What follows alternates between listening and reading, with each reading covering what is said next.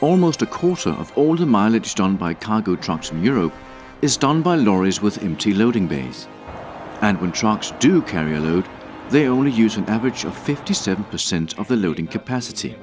In a new project called DiRECTLY, supported by the Danish Innovation Fund, the private logistics companies FREJA and Danske Fragtmænd, software developers Gatehouse, Bech-Bruun law firm, Confederation of Danish Enterprise, Port of Aalborg, Center for Logistics and Collaboration, and researchers from Aalborg University and Imperial College London join forces to make the transport sector more efficient. The purpose of DiRECTLY is to make a system that makes it possible for large competing transport companies to actually collaborate.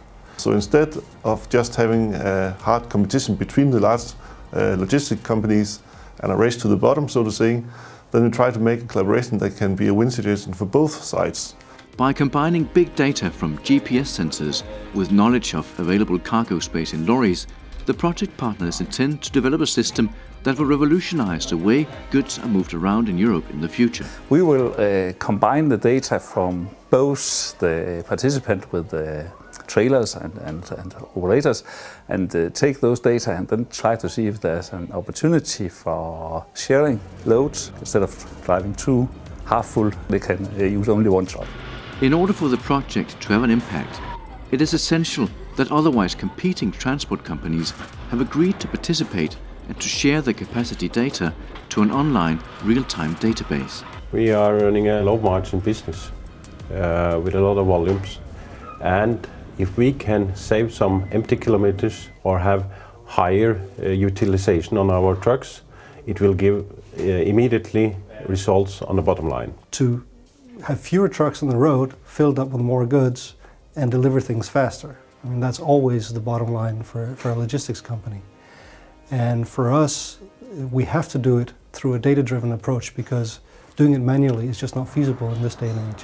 One of the interesting things about this particular project is that it does bring together key players with relevant skills of a very different nature, academic and business, who are exactly the right players needed to pull it off.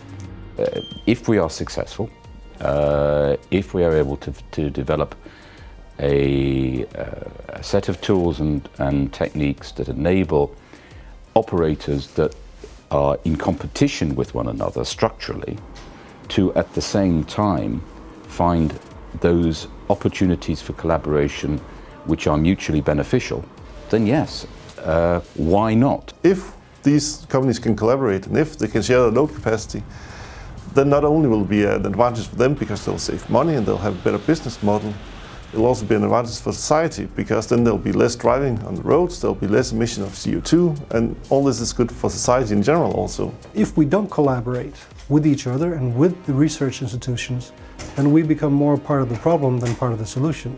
And we would much prefer to be part of the solution.